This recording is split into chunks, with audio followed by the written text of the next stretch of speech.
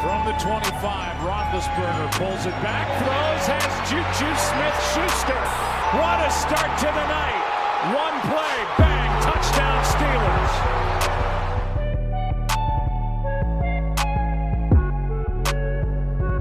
The Eagles take over at the 17. Foles steps up, Foles delivers, deep one-on-one, it's caught! Aguilar, touchdown, Eagles!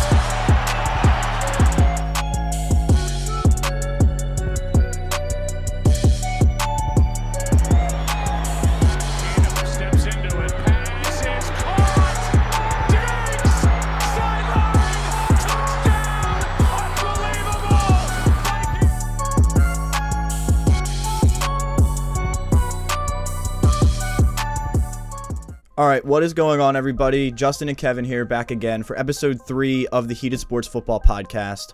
The season is getting underway very soon, so we're obviously very excited for that. A lot of news recently here over the weekend. Teams basically cutting their rosters down to the official 53-man rosters. So a lot of players being cut, a lot of players on the move, a lot of trades happening. Specifically, the Houston Texans pretty much just completely altering their team on both sides of the football. So we're going to go into all those moves here really quickly. Also, we're just going to get into a lot of NFL season predictions. So obviously, when this airs Wednesday, season kicks off tomorrow. So it's time to get those picks in. Kevin and I both did our official season predictions, division winners, playoff brackets, Super Bowl matchup, all that good stuff we're going to go into and debate a little bit. And then the back section of the show, we're just going to go over and start previewing the season. So Thursday Night Football, again, when this goes up, will kick off tomorrow. Green Bay at Chicago, so we're going to get into those picks and kind of just what we think for those teams and some other really key Week 1 matchups going into the NFL season. So, before we get to the Texans, because a lot of these other main moves we're going to talk about have to do with the Houston Texans. First things first, we're going to go over star running back, or maybe former star running back, LeSean McCOY, getting cut by the Buffalo Bills pretty early on Saturday morning. So not a lot of people really saw that coming. Kind of happened before all the other moves really started to take place throughout the day. But yeah, Buffalo cuts LeSean McCOY. Again, pretty surprising by a lot of people. I really didn't see it coming. I mean, I kind of have been hyping up Devin Singletary, running back that the Bills drafted in the 3rd round this year. So obviously they really like him a lot if they felt comfortable cutting LeSean McCOY. But yeah, I mean, what was your reaction? Did you see that one coming? We kind of talked about him last week in like maybe some trade conversations with Lamar Miller going down in Houston. But McCoy's gone now out of Buffalo. So what was your reaction to that? Yeah, I was a little bit surprised by the cut. I thought a trade was more likely for the LeSean McCOY situation, but for a while now, I've been just waiting for Buffalo to do a little bit something with their running back core because they just had so many guys there. All right, sorry about that, guys. So a little audio technical difficulties there, but yeah, getting back to LeSean McCOY. So I mean, what was your reaction when you first saw that he got cut by Buffalo? I mean, were you surprised at all, or did you kind of expect this to happen with the hype around Devin Singletary? I did expect something to happen there in the Buffalo backfield, but I was a little bit surprised that it was a cut rather than a trade. I thought LeSean McCOY still does have a decent amount of value. Thought the Bills would be able to get something in return by him, but they had 4 guys in the backfield there. Someone was going to be the odd man out, and I guess they just thought with having Devin Singletary, LeSean McCOY was expendable. I kind of thought if anyone, it'd be TJ Yeldon. But yeah, LeSean McCOY cut. They have Devin Singletary, who is kind of similar, in my opinion, to what they're going to do this season. LeSean McCOY and Devin Singletary would have similar roles, so they just picked the younger guy. Didn't really need both. But yeah, now he's in Kansas City, where I think he might have a little bit of a career revival. Yeah, I mean, I was just going to say, so transitioning to part 2 of the LeSean McCOy situation. So yeah, late on Saturday night, yeah, it was announced that an Andy Reid LeSean McCOy reunion was in place. Kansas City goes out and gets LeSean McCOy on a 1-year, $4 million contract. So definitely like a prove-it contract, essentially. I mean, obviously, LeSean McCOy hasn't been himself the last couple years. Age might be catching up to him a little bit, but I mean, he could definitely get like revived in a sense in that Kansas City offense. High-powered offense with a lot of weapons there.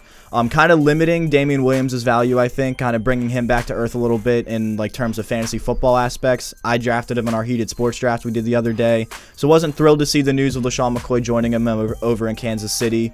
But I mean, from a football perspective, he's only going to help that team and that just continue to build that offense around Patrick Mahomes, Tyreek Hill, Travis Kelce, all those other guys there too.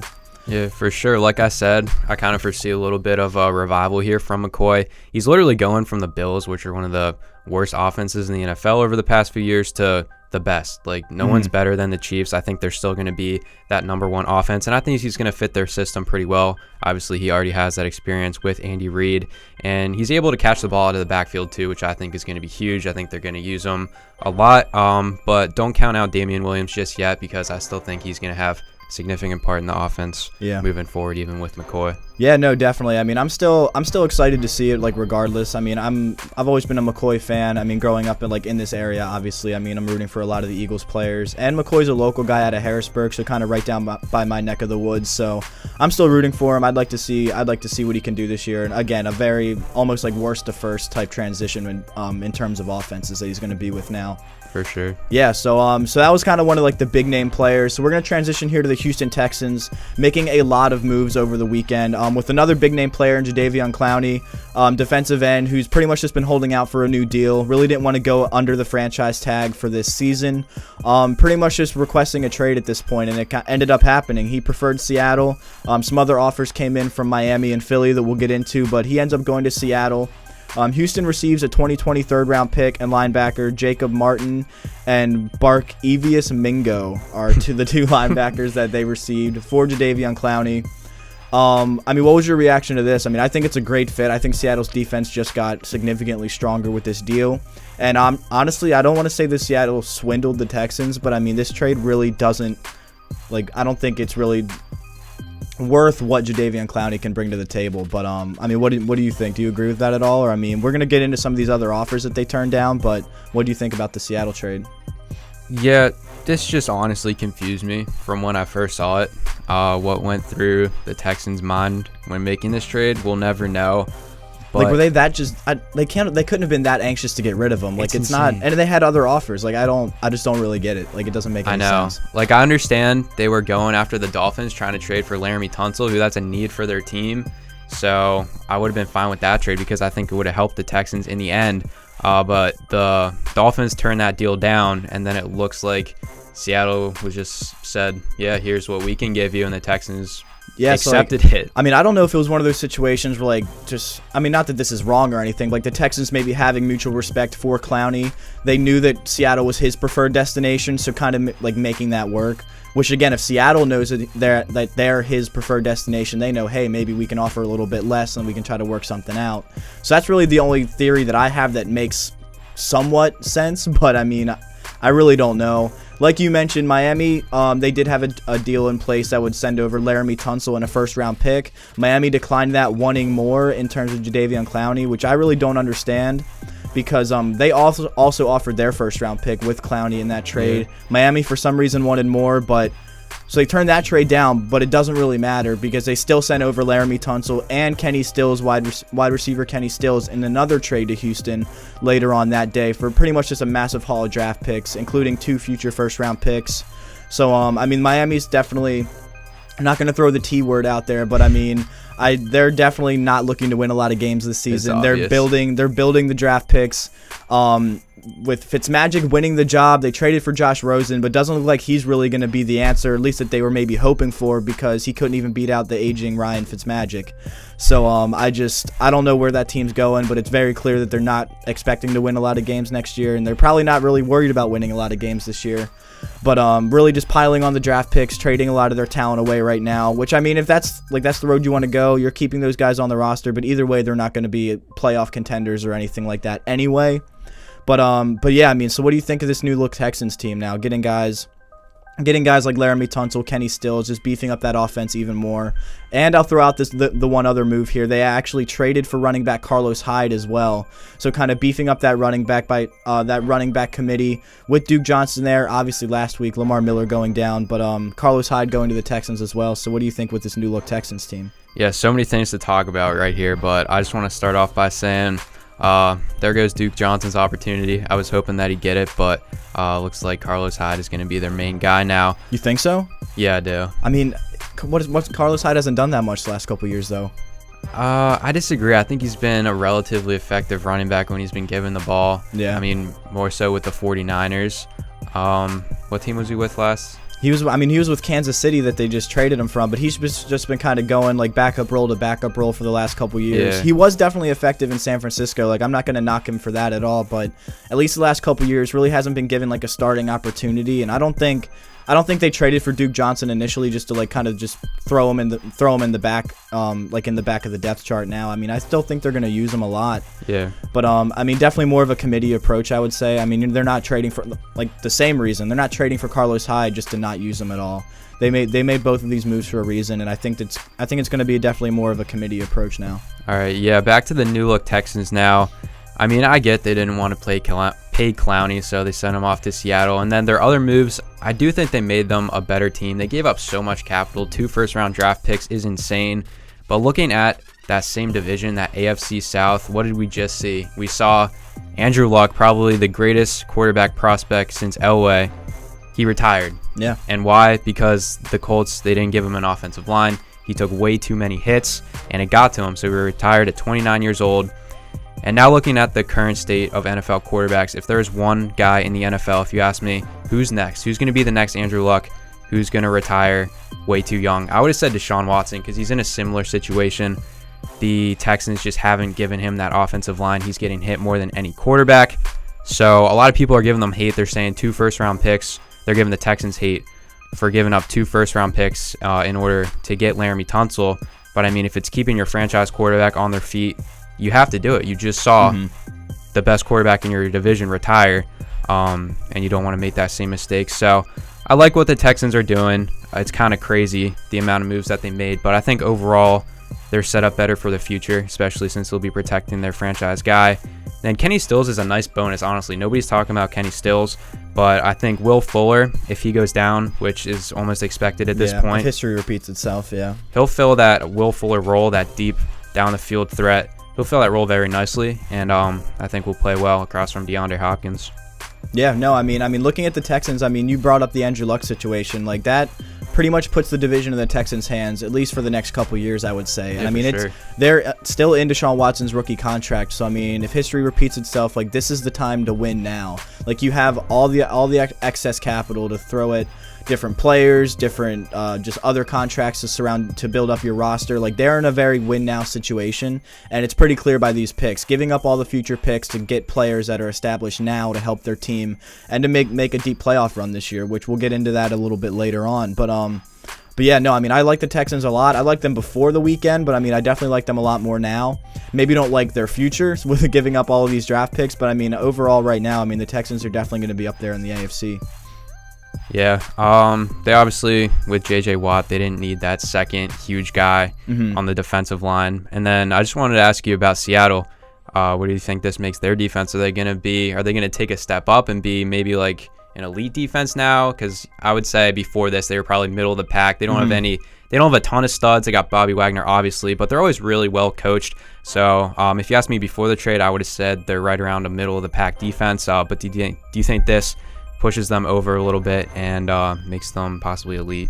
Yeah, no, I mean, I definitely think that could be put in the conversation. Like you said, it's a lot of no-name guys, but like as a unit, like they're very competitive. They're going to keep the Seattle in a lot of games this year. Obviously, being led by Bobby Wagner, one of the best linebackers in all of football. But yeah, I mean, other than him, there's really not a lot of stars. There's no Legion of Boom anymore. A lot of there's pretty much everybody's moved on at this point from that defense. But I mean, yeah, they're always going to be in that conversation. Like you said, very well coached. I love Pete Carroll. So, I mean, Seattle's always going to be in that conversation. A lot of people knocked them out the last couple years, kind of just with all of their stars leaving, retiring, etc. But they're still in the mix, making a playoff run last year, ultimately losing to Dallas, but still, they're still going to be in the conversation. So, but yeah, so we'll get into our official season predictions here coming up next. We're just going to take a short transition, and we'll be right back and start talking about the future of the season. All right, everybody, so we're back now, and real quick before we get into our official season predictions, some other notable cuts or notable players that got cut from their rosters on Saturday. Philly running backs Josh Adams and Wendell Smallwood, Chargers quarterback Cardell Jones, Buccaneers running back Andre Ellington, Steelers wide receiver Eli Rogers, and Jets third-round pick rookie linebacker Ja'Kai Polite, all getting cut from their respective rosters. So far, as of right now, the only player out of those names that has gotten picked up on waivers was Wendell Smallwood, who got picked up by the Redskins on Sunday morning. But yeah, as we're recording this Sunday afternoon, none of these guys have gotten picked up yet. I'm sure most of them probably will, but we'll kind of just have to wait and see for that right now. But just a couple other names I wanted to throw out there. Yeah, both those Eagles running backs are talented guys, I'm sure. Yeah, I mean, that's just, teams. They just kind of suffered from a really, they couldn't keep all those guys on the roster. I mean, and yeah, Miles Sanders and Jordan Howard were going to kind of run that backfield anyway. But yeah, both of those guys definitely proved that they deserve to be on NFL rosters. But yeah, so now getting into the meat of the podcast, we're going to start talking about some NFL season predictions. So we're just going to go down the line. We're not going to go too in-depth on each pick right now, but we're just going to go down to the division. So first things first, I'm just going to go down to the division. So AFC North, who do you got? Surprisingly, Steelers. Steelers win the division? Yeah. Okay, me too. I have them at 11-5 right now, so Yeah. I'm excited for Pittsburgh. I definitely see realistically maybe more like 10-6, but I mean, looking at their schedule, it's not entirely difficult. A couple games that I was worried about, Indianapolis, I was kind of worried about giving them the win this year, obviously now with Andrew Luck retiring. So a couple games like that kind of swayed me to more 11-5 record for this year, but I'm very excited for Pittsburgh. So I'm just going to keep going down the list, and then we'll go a little more in depth. So AFC South, who you got? AFC South, Houston Texans. Yeah, I'll say definitely one of the more obvious ones. I have the Texans running away with that division as well. Yeah, that could be a lock easily. Potentially another obvious one, AFC East. AFC East. Let me find that one really quick. Oh, there we go. New England Patriots. Yeah. Shocker. I'll say, spoiler alert, New England Patriots most likely going to have a first-round bye again this year. So AFC West, a little more competitive with Chiefs and Chargers. Who do you got coming away with that one? I have the Chiefs winning it. Didn't the Chargers just edge them out last year? No, the Chiefs just edged out the Chargers last did year. they? So the Chargers were one game behind, but they were still a wild card because the I knew it came Chiefs down took the division the away, last week. Yeah. But yeah, then I have the Chiefs repeating. Yep. Chargers, they'll still be competitive, but Chiefs will edge them out. All right, so AFC wildcard teams. Who are the two wild cards you have this year? 5 and 6. AFC wildcard teams. I didn't actually go through the playoff portion of this ranking, but so what'd you say? 5 and 6? Yeah, so it'd be like the 5 and 6 seeds. Oh, okay. Sorry, 1 second here. I have the Baltimore Ravens as a number 5 seed, and also we have 1 second, viewers. Number 6 is hiding from me. Oh, it's the Cleveland Browns. Two teams out of the AFC North. So 3 AFC North teams making the playoffs this year. I don't have Baltimore in my playoffs, unfortunately. I apologize in advance to my Baltimore Raven fan across from me, but I do have Cleveland in there. So I actually have the Chargers in at the 5 seed. Even without Melvin Gordon, I still like the Chargers team. Not as much as last year. I have them at about 10 and 6. I still think they have a really good roster, but a couple injuries, Melvin Gordon hold out. Not going to be great, but I still think the Chargers are going to be competitive this year. And then I have Cleveland at 9 and 7, rounding out as the 6th seed. Yes, so I'm not a complete Cleveland hater. We're both AFC North fans, not going around Cleveland, but I'm excited for what Cleveland can do this year. I still think they need a year or two of just kind of actually playing together. First-year head coach and Freddie Kitchens. Still going to win a lot of games. I'd love to see them in the playoffs, but I mean, I still think Pittsburgh's going to be the clear favorite for that division. Yeah, interesting. We have that in common. Both have the Browns making the wild card. I think it's very possible. I tried so hard not to be biased on these rankings, but we still have the Baltimore Ravens going 12 and 4, so it didn't really work out. Oh man, I mean, the Ravens have potential for sure. I think their schedule's a little tough on like the rougher side, and yeah, playing Cleveland and Pittsburgh both twice. I mean, that's a little tough too. But I tried, viewers. But let's transition over to the NFC real quick. So NFC North, who do you have taking that division this year? I got the Packers, who I'm pretty high on. I love the Bears, but I just had the Packers coming out on top, winning more games. But I'll talk about it later. I do have the Bears as a wild card team. Okay, yeah, so I actually have it flip-flopped. I also have them both making the playoffs. I actually have them both right now at 11 and 5, but with the division tiebreakers, I have Chicago edging out the Green Bay Packers. So Chicago takes the division, Green Bay being that 5 seed in the first wild card spot. Very high on Green Bay this year. I think they made a lot of really good moves, both on the coaching staff and just filling out their roster on defense. I like Green Bay a lot, assuming Rodgers can stay healthy, so we'll see how the Packers do this year. But yeah, the Pack is back. You really can't argue with the Chicago defense, though. I think Chicago is going to be great again this year.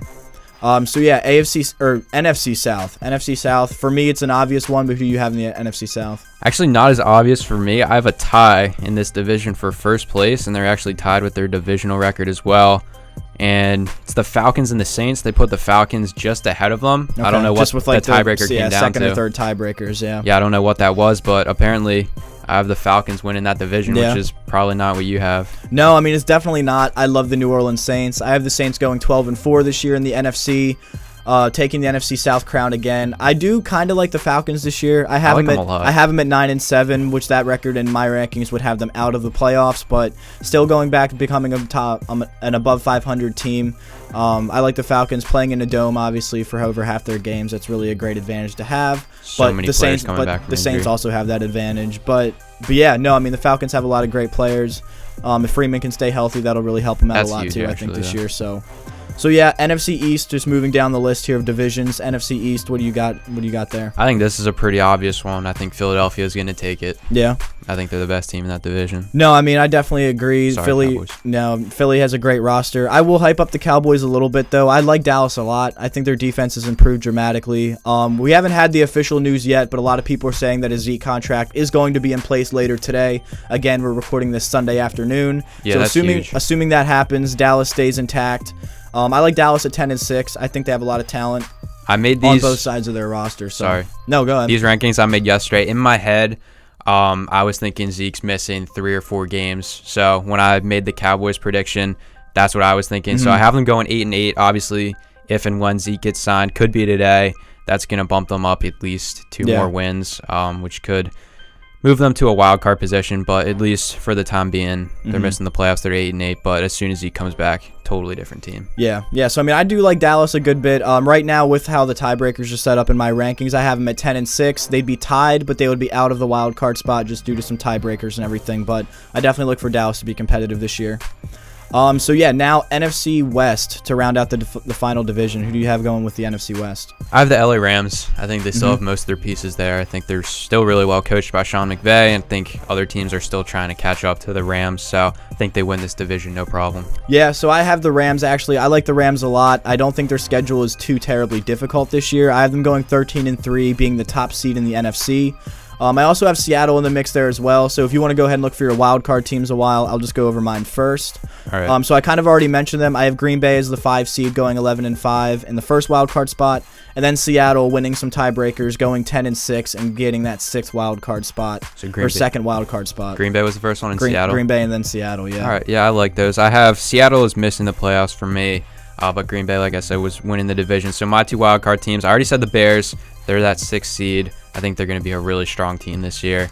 And my other one is going to be the Saints. Probably should be the Falcons, but those 2 teams tied. So Saints and the Bears are my 2 wildcard teams. Yeah, so I mean, either way, we have a lot of like the same teams. I mean, you're a little more high on the Falcons than I am, but I mean, either way, we have a lot of really good predictions. I like these predictions a lot. So we'll get into like some now like playoff seeding and everything. We'll make some official playoff picks here as well.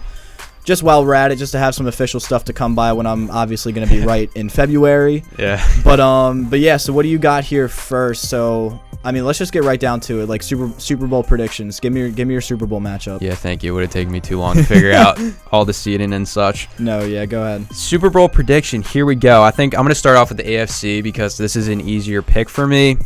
The Chiefs, I think they're obviously one of the most talented teams in the NFL. Last year, they couldn't get past the Patriots. I think this year, they definitely can. Yeah. Tom Brady's a year older. Patrick Mahomes is a year better. I think the Chiefs got better. I think the Patriots got a little better too. But Tom Brady's older, and I think Patrick Mahomes gets better. So Chiefs make it past the Patriots finally to the Super Bowl. So that's my team for the AFC. And the NFC, this one is less obvious. We both talked about this team. We're high on them.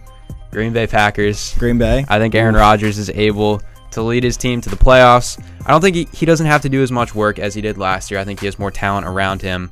But I think come playoff time, he's going to put the team on his back and lead the Packers to a Super Bowl. We're going to see a showdown between 2 of the biggest gunslingers I've ever watched in my life, Mahomes and Rodgers, and it would be awesome. Okay, so I don't hate it. I like the Chiefs. The Chiefs are in my Super Bowl as well. I think they run away with the AFC this year. Interesting matchup, though. I have like the full seedings that I had here with my predictions. So I have the Chiefs and Texans going into the divisional round. Really? I think that's going to be like their toughest competition, would be getting past the Texans. But just looking at both rosters, I'm a believer in the Chiefs offense. I like the Chiefs a lot.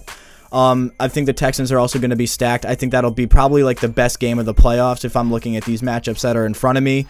But yeah, I mean, I think after that the Chiefs will get past New England this year. I have New England in the AFC Championship game, but for a lot of the reasons like you just said, I like the Chiefs a lot this year.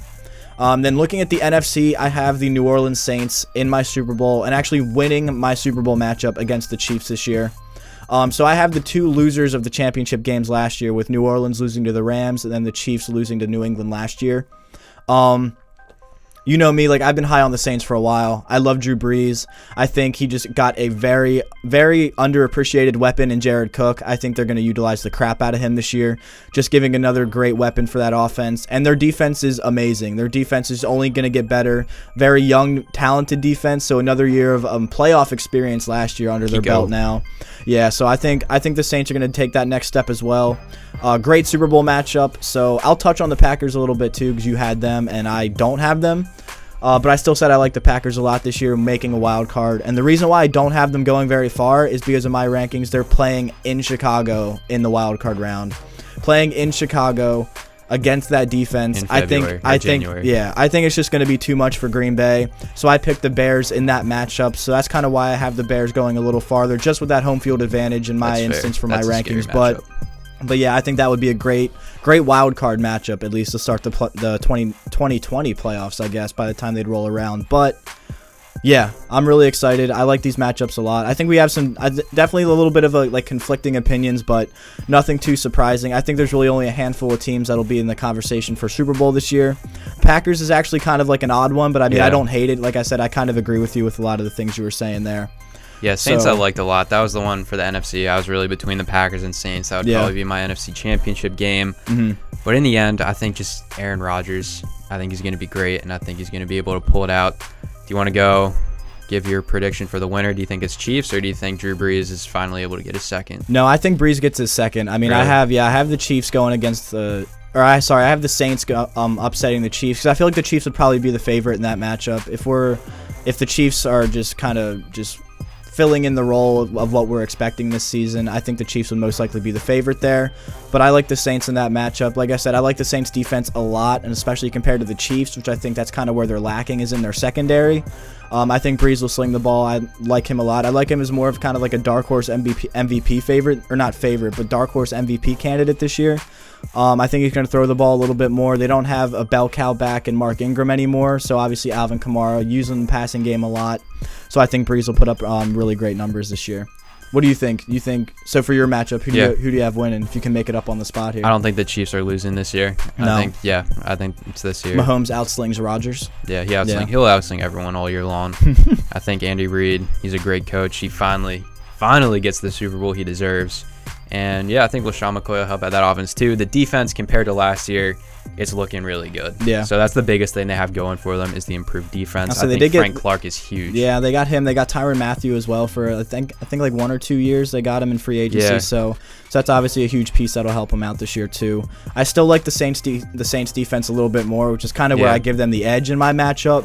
But regardless, I mean, I think a lot of people are going to have the Chiefs coming out of the AFC. So that is our official predictions. Let us know what you think. Obviously, I mean, if you agree, disagree, if you think we're crazy, just let us know. I'm always down to debate football with anybody that wants to or has some strong opinions either way. So we're going to do one more quick break here. We're going to preview week 1 now. We'll preview the Thursday night matchup that starts the season tomorrow in the Packers and Bears, which we've already kind of talked about. So future Super Bowl champs. Yeah. So we're going to go ahead and just get into Super Bowl runner-ups. Yeah, runner-ups. So we're going to go ahead and preview some week 1 matchups here to round out the show. So we'll be right back. All right, guys, so we're back now. Like I said, just to round out the show, we're going to preview some week 1 matchups. So again, going live Wednesday night, starting the season off tomorrow night.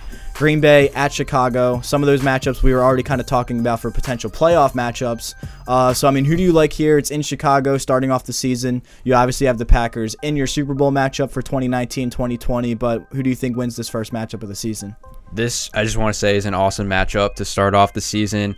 I think the Packers are going to take it just like they did last year. It's just the Bears, they're still such a young team. It's tough for them to beat Rodgers, even last year when the Packers weren't that great. So I think they pull it out. I think it's really close, though. Yeah. Bears defense is obviously great.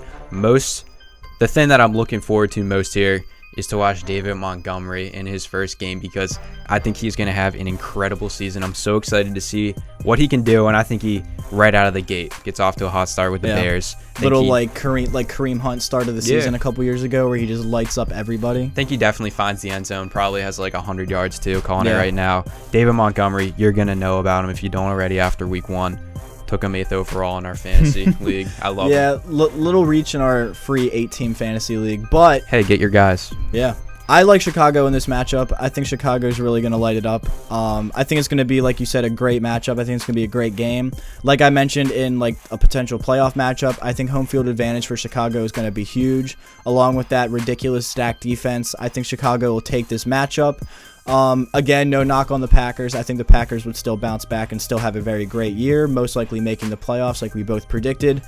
But yeah, so I mean, I'm very excited for this matchup. I'm excited to see guys like David Montgomery, like you mentioned, and just kind of see how Trubinsky like plays this year, to be honest.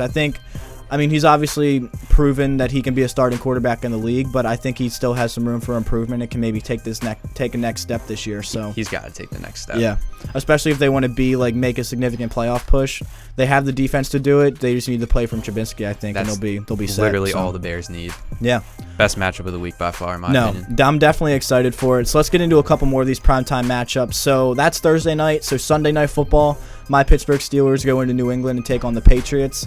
I'm not going to be biased, or maybe I will, but I'll let you start it off, and then I'll kind of just give my take. So what do you got real quick? What do you think of this matchup? Okay, I'm already regretting that I just said Bears-Packers is the best matchup of the week, because I forgot about this one. This is going to be an insanely good matchup, too, and I can't wait to watch it. This is a great rivalry. We've seen it for so long. Big Ben versus Tom Brady.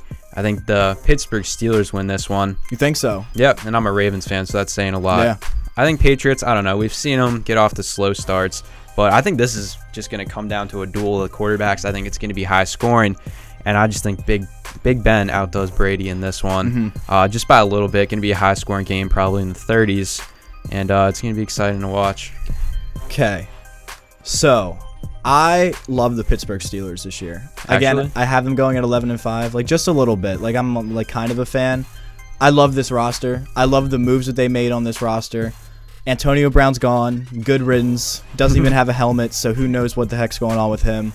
Brown's gone. Doesn't really matter. Pittsburgh is going to be great this season. They drafted a wide receiver named Deontay Johnson. You're not going to know his name right out of the gate, but trust me, you will by the end of the season. Other guys like Dante Moncrief being signed in free agency. I think he's definitely going to be the number 2 guy across from Juju to start the year. Ben already has a great connection with them, so I'm excited to see what he can do.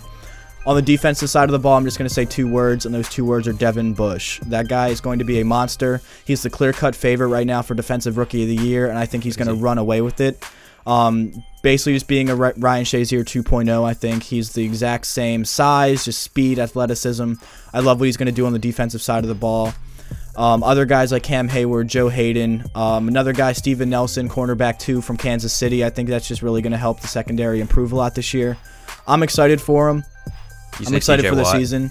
Now, I did not say TJ Watt, but obviously he's my favorite player on their defense. I love TJ Watt. He's good. But with all that being said, I still pick New England to win this game. And it wouldn't surprise me if Pittsburgh would pull off the upset. I think it's going to be a great matchup, like you said, regardless.